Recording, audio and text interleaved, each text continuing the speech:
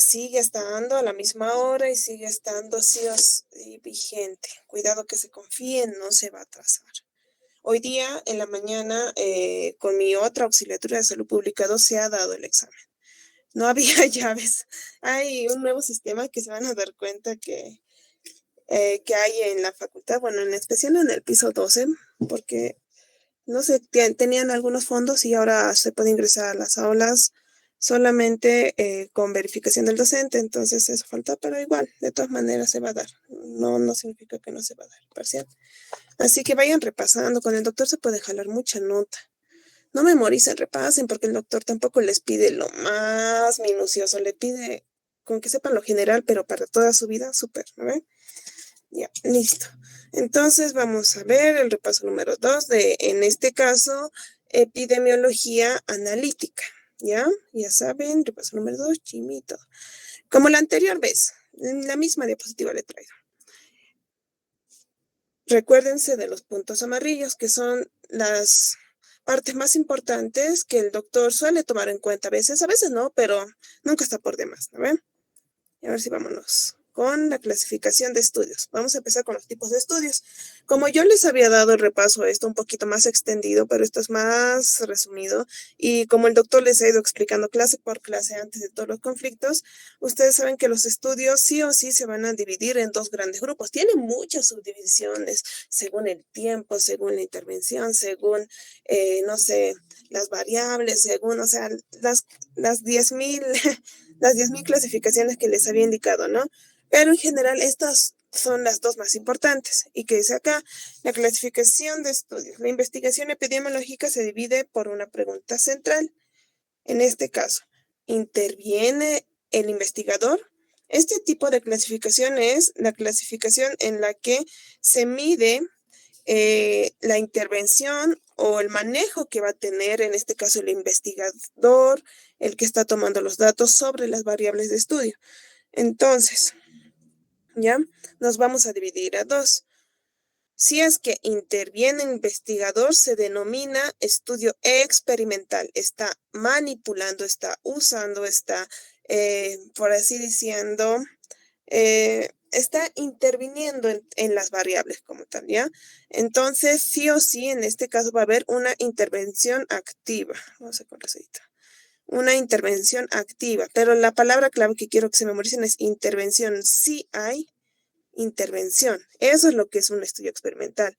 En acá podemos mencionar los ensayos clínicos o comunitarios, ¿no ve?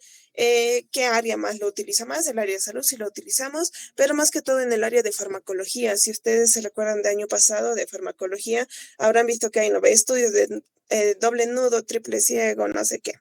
Entonces, todo eso es para no tener sesgos en los experimentos que tú puedas tener.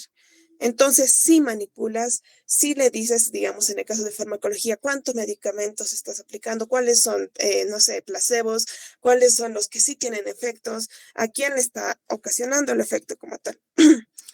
Y si es que no interviene el investigador, se denomina estudios observacionales.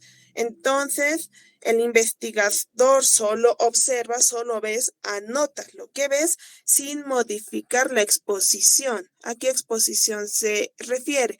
A la exposición a cualquier evento de salud. Puede ser a un factor de riesgo, por ejemplo, puede ser un medicamento, la exposición a un medicamento, la exposición a un virus y todo ello, ¿no ven? Entonces nosotros no modificamos nada, solo anotamos y mostramos lo que vemos. Por ejemplo, cuando ustedes quieren ver algo en la facultad y, digamos, quieren investigar sobre ¿cuántos estudiantes de medicina fuman? Solamente anotan, no buscan la causa, no preguntan por qué, no le quitan el cigarro para ver si cuánto resiste sin fumar o por qué fumarán, no, solamente ven y anotan seco. 20 de cada 100 estudiantes de medicina fuman y todo ese show, anotan. Mientras que los analíticos siempre van a buscar una asociación, ¿no ve? El por qué estaba fumando o por qué estamos teniendo este efecto a cierto tipo de medicamentos. Entonces ahí tú puedes ya intervenir y decir, a ver si le quito esto, ¿pasará lo mismo? ¿no ven? Entonces, intervienes. Este es un tipo de clasificación y es el más utilizado y es el más preguntado también por el doctor. ¿Interviene el investigador o no interviene? Si interviene, estudios experimentales. Si no interviene, estudios observacionales. Y aquí les menciono ejemplos. Los descriptivos, los analíticos, que ya hemos visto también, y estos que nos estamos dedicando a estudiar este rote, ¿no? Corte, casos y controles y todo ello. Entonces, los descriptivos ya lo han visto ustedes en el anterior rote. Solo nos vamos a dedicar a los demás. Ya eso para ver los tipos de estudio.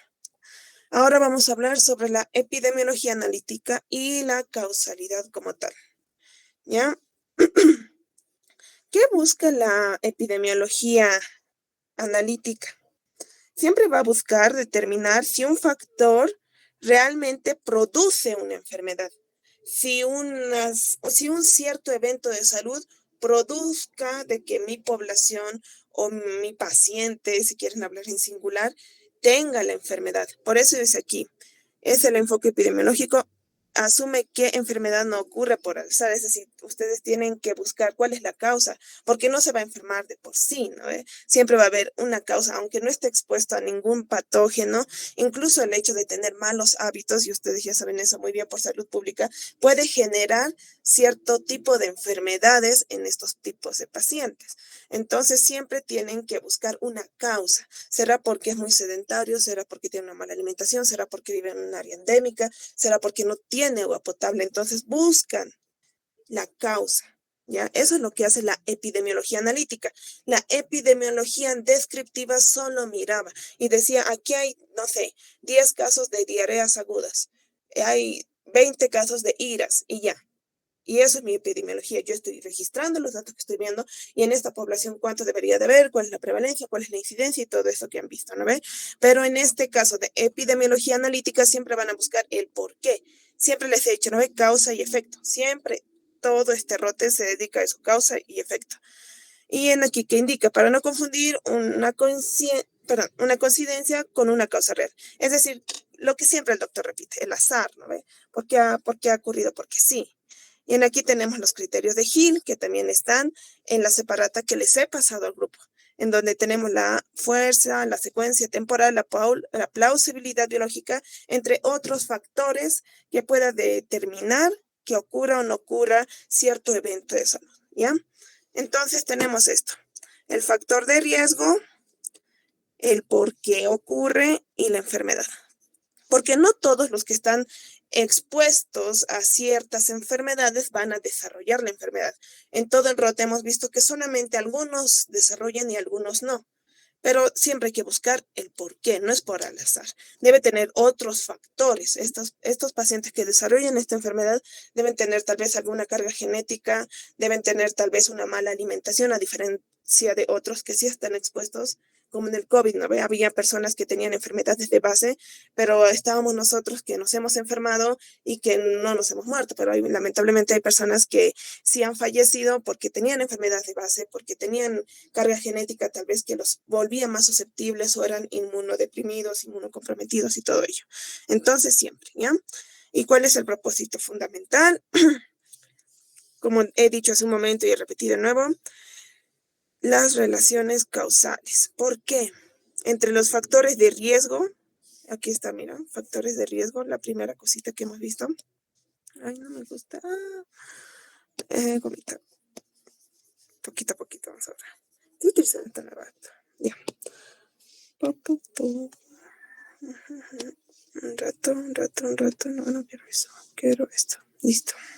Entonces, entre el factor de riesgo y la enfermedad, ¿cuál es la relación que existe? ¿Por qué ciertas personas se enferman y por qué otras no?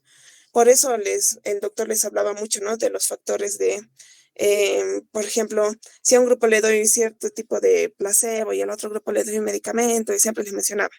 ¿Y por qué está ocurriendo? A eso se dedica la epidemiología analítica, ¿ya? Y la causalidad lo vamos a ver acá. Los criterios de causalidad, lo mismo. La exposición a la enfermedad. Como indica aquí, para determinar una asociación estadística, porque lo que hemos hecho en este rote son ejercicios que son parte de la estadística y les había mencionado que son medidas de asociación, vean, como Para determinar si esta asociación estadística es verdaderamente causal, no basta solamente con la observación como la descriptiva, sino que se utilizan los criterios de Austin Bradford Hill. Y eso está en la separata que les había mandado. Ay, no. Y bueno, siempre va a haber la secuencia temporal de los hechos, como han visto en la historia de enfermedad, en la historia natural de la enfermedad, y siempre es bueno utilizar y es importante buscar la causa, ¿no? Siempre tiene que estar a la exposición del factor de riesgo ahorita, chicos. Ay, no, me está llamando el doctor. No, no soy doctor. Ya. Ya listo, chicos, ahora sí. Ay, esté presente de una forma demostrable antes de que la enfermedad desarrolle. Tú no puedes llegar a decir que cierta persona tiene un tipo de enfermedad si no se ha expuesto antes. A esto se va la causalidad. Siempre tiene una exposición a una enfermedad, causa y efecto. Esos son los criterios. Pero no les va a preguntar esto. No creo que les pregunte. Pero ahí está para su explicación. ¿Ya? Ahora, otro tema que hemos ido viendo en todo el rote son los estudios de corte. Los estudios de corte, como les estaba indicando a medida de las exposiciones, estudia como tal a un grupo y lo puedes subdividir como en expuestos y no expuestos, enfermos, sanos, con la medicación, sin la medicación y todo ello, ¿no ve? Entonces siempre va a ser un grupo que se divide en dos. Por eso dice, partimos de dos grupos sin la enfermedad, uno expuesto y otro no, y los seguimos en el tiempo para ver quién enferma. Esto les decía, muchos se confunden y yo también me confundía que cohorte era lo mismo que estudios de corte, ¿no ves? Esos tipos transversales, pero no. Los de cohorte, por eso es la palabra cohorte, es un grupo de personas que en este caso se puede dividir en dos, pero si quieren aplicarlo a estudios más complejos, incluso se podría dividir a 3 o a 4. He visto eso en muchos libros, ¿ya? Y siempre se los va a estudiar en la medida de tiempo. ¿Ya? Ahorita, chicos. Oh. Y ahora sí. Oh. ¿Se me escucha, no ve, chicos? Ay, no, estoy ronca. Sí, auxiliar. Sí, auxiliar. No sé, estoy ronca. ¿Qué pasó? Ya. Entonces, en cuanto a los estudios de corte, siempre van a tener una dirección que es longitudinal. ¿Se acuerdan que el doctor me ha hecho dibujar incluso en la pizarra? Y eso es porque les va a preguntar. Es un estudio longitudinal y recolecta la información o sea, del presente hacia el futuro, del ahora hacia adelante, ¿ya? Por eso es un estudio prospectivo. ¿Les pueden hacer esta pregunta? Claro que sí. Y por eso les he puesto esta flecha, del presente hacia el futuro, ¿no ven? Ya, no necesitamos eso. La medición siempre va a ser calcular, bueno, en los estudios de corte y también hemos visto también en las medidas de riesgos, en este tipo de estudios siempre va a ser medido por el riesgo relativo. Siempre, siempre, siempre, siempre. ¿Ya? Porque vamos a ver cuál es el riesgo de que un grupo enferme más que otro. ¿No ves? ¿Se acuerdan que hemos visto eso? Pero vamos a ver si en ejercicios también. Y también, ¿qué dice acá? El riesgo absoluto es la comparación de la frecuencia de la enfermedad entre los que tiene y no tiene el factor de riesgo. Entonces, ambos van a estar expuestos, pero algunos van a tener el factor de riesgo y algunos otros no. Entonces, eso mide el riesgo absoluto, que lo vamos a ver después. Pero lo que me interesa es que sepan que es un estudio de corte, estudio longitudinal y recolecta información del ahora o del presente hacia adelante, es decir, al futuro. Por eso se lo denomina prospectivo, que va hacia adelante, ¿ya? Eso. Ahora, esto que hemos visto en los estudios de corte, estos tipos de medición o medidas de asociación. Tenemos el odds radio, que el doctor no iba a preguntar, pero sí iba a preguntar el riesgo relativo y el riesgo absoluto. Eso ya hemos repasado, pero no sé, no está por demás dejarlo de lado. Bien, esto sigue siendo un ejercicio del MOPES. ¿Por qué les pongo del MOPES? Porque el doctor a veces se basa en eso. Porque dice, pero estaba esto en el MOPES. Y a veces lo sacan literalmente el ejercicio que él ha dado, es decir, que estaba en sus diapositivas o que estaba en el MOPES. Por eso les repito mucho estos. Entonces, ¿qué necesitamos sí o sí para realizar el ejercicio una tabla 2x2. Aquí están, mira, casos, controles, enfermos, sanos, expuestos, no expuestos. Sí o sí van a ser 2 variables y 4 datos, siempre. Y en el cálculo que es odds radio igual a por D sobre B por C, simplemente hacemos o denominamos, por así decirlo, a cada celda, ¿no ve? ¿Se acuerdan que era A? Esta era, perdón. Este era B, C y D. ¿Se acuerdan, no ve? Entonces, en ese sentido, ustedes lo van a trazar para que no se equivoquen. Por ejemplo, A, que es 31, lo pone acá 31 por 59. A por D debe ser, sí. 31 por 59. Y en la parte del denominador pone el 61 por 9. 61 C por B, ¿no ven? Y así sucesivamente hasta llegar a los radios. Pero esto no me interesa tanto, porque el doctor yo sé que no les va a preguntar, pero está muy, muy, muy importante recalcar de cómo tienen que denominar cada casilla de la tabla de contingencia. Lo que sí me importa de acá es la interpretación clínica que ustedes van a dar, porque digamos, les sale, ya me ha salido los radios 3.3, pero ¿qué significa eso?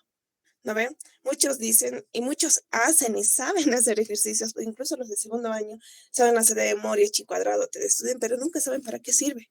Y eso es lo malo y lo bueno del doctor Chacón es que a él le interesa que sepan más para qué sirve que cómo hacerlo. Entonces, si ustedes ven este tipo de odds radio en algún tipo de investigación o artículo que ustedes escojan, van a poder llegar a decir cuántas veces tiene mayor riesgo a diferencia de otras personas que no están expuestas, ¿ya? Por eso dice acá, la interpretación clínica de este ejercicio, que era el consumo de los expuestos y no expuestos a la mantequilla no pasteurizada, es decir, la mantequilla que no estaba bien, se podría decir, pasteurizada, ¿no? No sé cómo, quería decir una palabra, pero se me olvidó. La mantequilla que no está bien procesada, cuántos se han enfermado, cuántos están sanos, cuántos están, cuáles son los casos que realmente se han expuesto a consumir este tipo de mantequilla y cuáles son, y cuántos son los controles que no se han expuesto a consumir esto. O sea, la diferencia entre estos dos grupos, expuestos y no expuestos a desarrollar alguna enfermedad o estar enfermo, por así decirlo, por consumirla, es 3.3 veces mayor a diferencia de los que no estaban expuestos.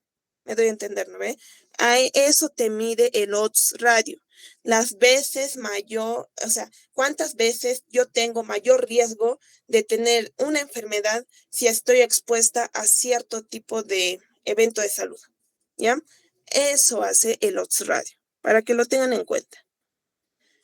Mientras que el riesgo relativo es similar, pero en acá puedes utilizar otro tipo de cálculos, porque en aquí ya vas a utilizar y manejar más la incidencia de los expuestos y de los no expuestos.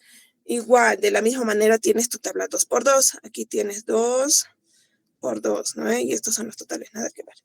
Entonces tenemos la tabla de contingencia y hacemos el cálculo según la fórmula que ustedes también lo tienen.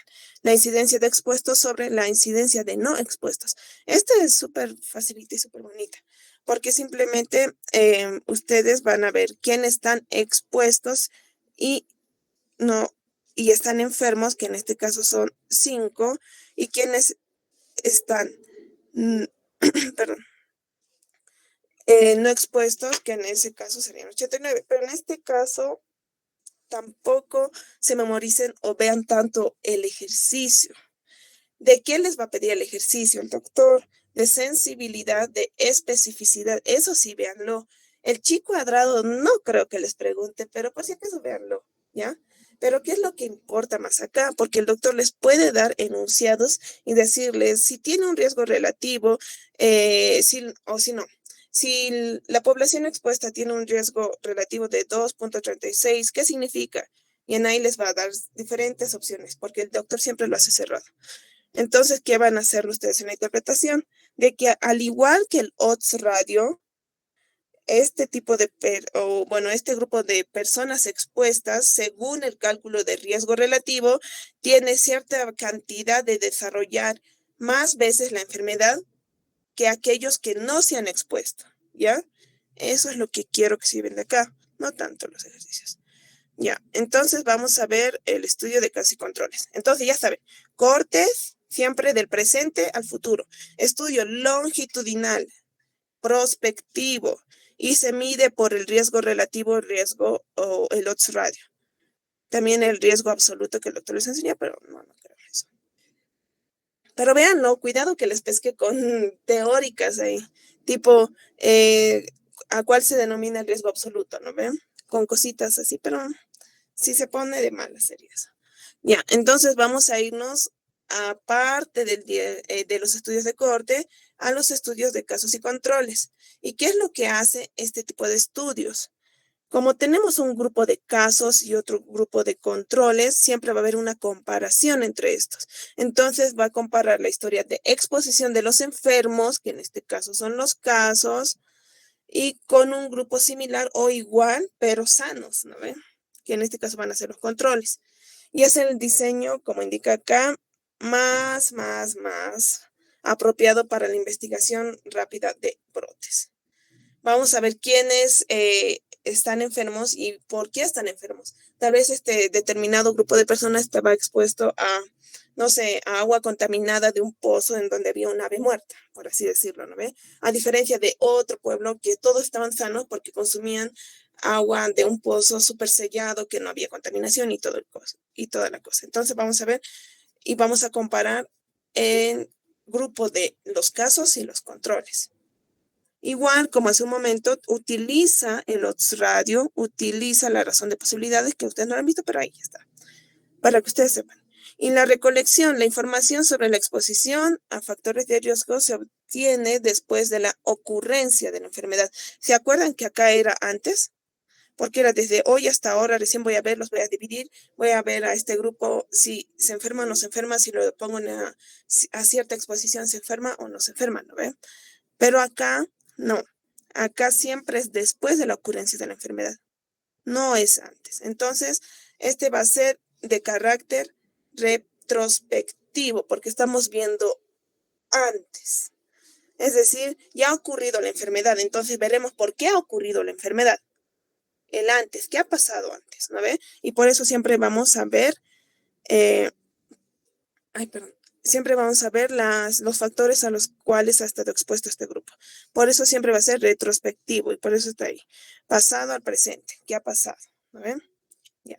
Eso para los de casos y controles. ¿Por qué este grupo se ha enfermado y este grupo no se ha enfermado? ¿A qué determinados factores de riesgo se ha expuesto este grupo y este grupo no para estar sano, por así decirlo? Casos y controles. Miren, es lo mismo.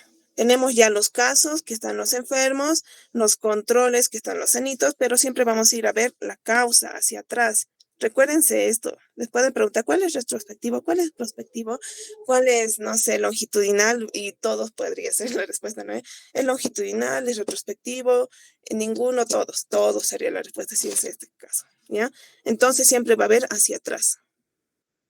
Mientras que los estudios experimentales, que es donde el investigador interviene y forma parte activa de toda la intervención o de la investigación, es decir, que maneja las variables y dice, aquí sí le doy medicamento, aquí no le doy. Entonces,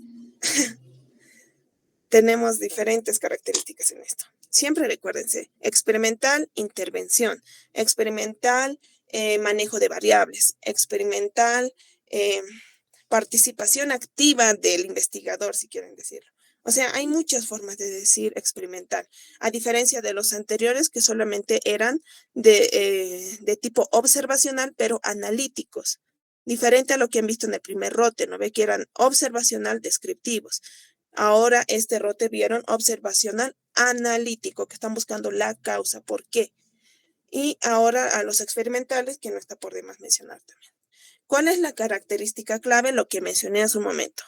La manipulación de la variable independiente, el tratamiento o la intervención que tú estás realizando, ¿ya? Un ensayo clínico es un estudio de tipo retrospectivo. No, nunca, porque tú no puedes manipular variables del pasado. Tú no puedes decir, ay, es que puedo quitarle tal vez el tratamiento. No existe. Siempre va a ser prospectivo. Y esa es una pregunta que el doctor ha hecho en el examen de auxiliatura en forma oral. Por eso les he puesto aquí. Un ensayo clínico es un estudio de tipo retrospectivo, no nunca. Si es experimental, es obvio que lo vas a hacer ahora o lo vas a hacer durante el tiempo de ahora al futuro. Nunca lo pongan retrospectivo, ¿ya? Eso quería ponerles acá. Dentro de los estudios experimentales están los ensayos clínicos también, que habíamos visto en el mapita del inicio.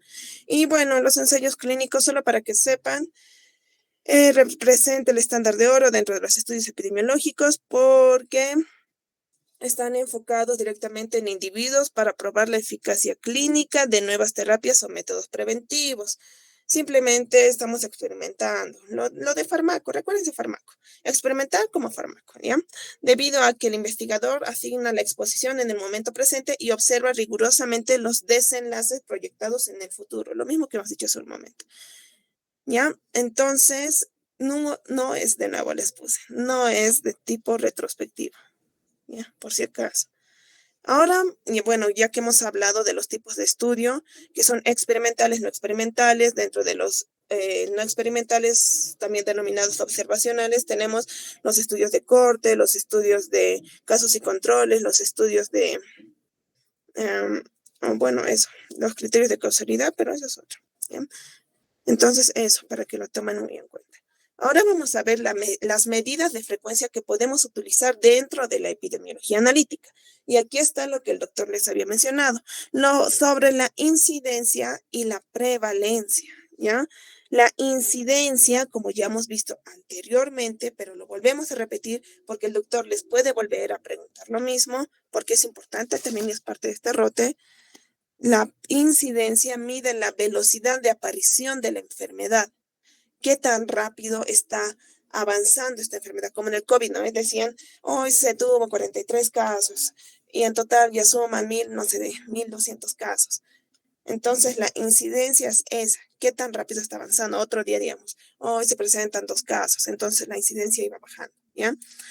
¿Y qué dice acá? Se define estrictamente como los casos nuevos, siempre, incidencia nuevos, ¿ya?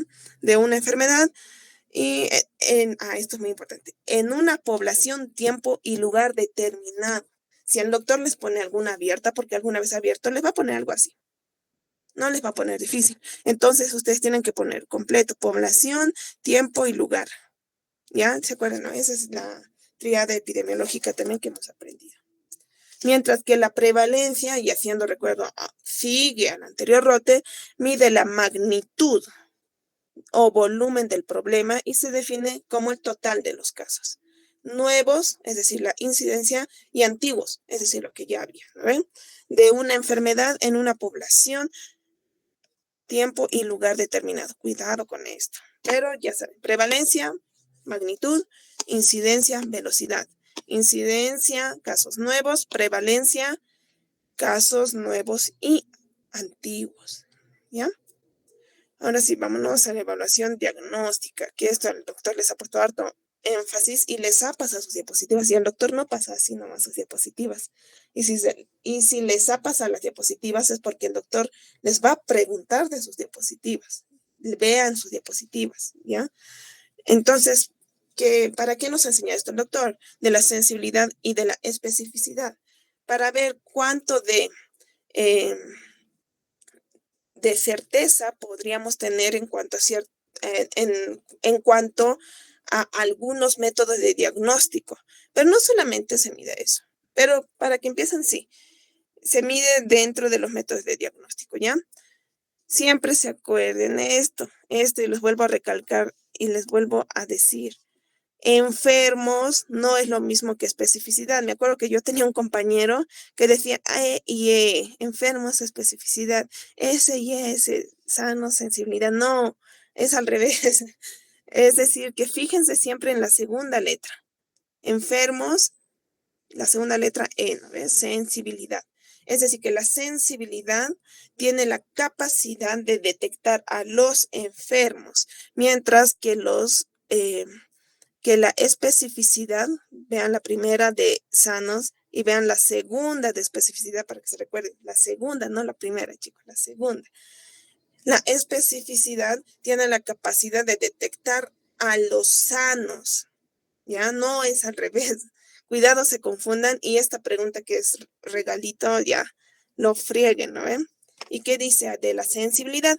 Es fundamental que la prueba sea positiva en personas que tienen la enfermedad. Por eso, capta a todos los enfermos. La prueba de COVID no captaba a los que no estaban enfermos, solo captaba de enfermos, ¿no ven? La prueba de COVID-19 que ustedes han aprendido, creo que hacer la prueba en Salud Pública 1, y eso solamente detecta a aquellos que están enfermos. A los sanos ni siquiera los detecta. Entonces, esa tiene alta, bueno, baja sensibilidad, entre comillas, pero tiene sensibilidad, ¿ya? Los verdaderos positivos.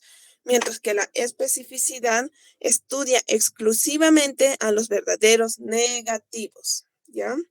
Identifica correctamente a quienes no tienen la enfermedad para descartar la enfermedad, ¿ya? Entonces, eso recuérdense siempre. Sanos, especificidad, enfermos, sensibilidad, ¿ya? Esta es una preguntita regalo, chicas, y yo siento que les va a meter. Estas son otras definiciones que el doctor también menciona mucho y también suele poner en algunos exámenes, que es la vigilancia clínica, sintomático, respiratorio. Esto ya lo hemos visto en el anterior repaso. A quien se denomina sintomático respiratorio, a quien que tiene tos con expectoración por más de 15 días, ¿no ven? Esto para la tuberculosis. Eso es una preguntita de regalo que tal vez incluso repita hasta en el final. Así que no se olviden de ese datito. En cuanto a la prevención e inmunidad y vacunación, esto está en el MOPES, van a verlo. Si no me equivoco, creo que está incluso en la separata, voy a verlo bien, que indican, ¿no?, los tipos de inmunidad. Inmunidad activa artificial, activa innata, inmunidad adquirida, o sea, todo eso está clasificado bien bonito en un esquema en el MOPES. Por eso el doctor les pregunta esto, ¿ya? Entonces, ¿cuál es la pregunta que suele hacer el doctor? ¿Qué tipo de inmunidad confiere una vacuna? Confiere inmunidad activa artificial. ¿Por qué activa? Porque al poner en exposición a una persona a ciertos componentes de un microorganismo, ya sea un virus, un virus o una bacteria, va a tener, ¿no ve?, una reacción. Tú te vacunas y tu cuerpo está creando anticuerpos para atacar a ese agente extraño que en las vacunas son agentes o partículas de estos agentes muy débiles y por eso les ganan y tienen memoria en cuanto a su inmunidad, ¿no ven? Por eso es activa, porque tú generas tus anticuerpos, ¿ya? Aquí dice, activa porque tu cuerpo genera anticuerpos, artificial porque es inducida médicamente. ¿Por qué es artificial? Porque te lo están induciendo, pues no es que tú has ido y te has ido enfermedad de un brote, ¿no? Sí o sí es artificial, porque te lo estás introduciendo tú de manera preventiva. Pasiva, a diferencia de esta, que podría ponerle también, son ¿cómo se llaman? Las inmunoglobulinas, porque ahí ya te dan los anticuerpos, tú no formas tus anticuerpos, ya te dan los anticuerpos ya formaditos y te los ponen. Eso utilizan mucho en la rabia, si están pasando infecto van a ver eso en la rabia. Utilizan harto dependiendo si ha tenido vacunas, no ha tenido vacunas y todo ello, ¿ya? Entonces, eso. Pero si les pregunta de la vacuna, siempre va a ser activa porque tú generas y artificial porque te lo están poniendo, obviamente por decisión propia, ¿no? Mediante una punción, ¿ya? Eso. ¿Y por qué les pongo esto? Que sí es importante en cuanto a la epidemiología, pero son definiciones cada vez que el doctor a veces les pone para regalar. Y esto está en el MOPES, por si acaso. Y eso es todo, chicos. ¿Tienen alguna pregunta? Ya había así todo, creo que había un poquito más. Eso es en cuanto a la teoría del repaso como tal.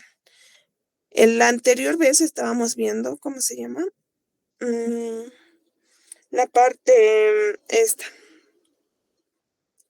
Esto, repásenlo. Esto también les voy a pasar por si acaso, para que vean cómo se hacen los ejercicios de riesgo absoluto y riesgo relativo. No es mucho temario para este parcial. Son 8 temas, creo. pero el doctor lo divide, digamos, un tema en 4 clases, pero tampoco son largas sus clases, ¿no ve? Y yo espero que algunos vivos tal vez hayan no filmado como tal, pero al menos sacado fotos de sus diapositivas, porque como eran virtuales se podía sacar fotos de diapositivas. Entonces esto también les voy a pasar, no sé si por si les sirve, ¿no? Para que vean cómo está hecho cada uno de estos ejercicios, que es sensibilidad y especificidad. Hemos visto cómo se ha hecho el ejercicio del doctor y esto también, aunque ya estaba hecho eso en sus diapositivas. Eso sería, chicos. ¿Tienen alguna pregunta o algún tema que quieran repasar más? Ay, Dios, estoy viendo acá.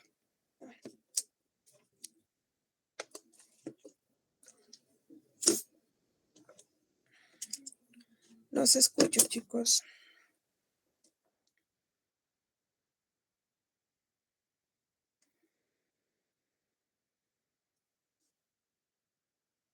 Y eso que estoy en clase ahorita. A ver. Creo que está todo claro, Auxi. Gracias.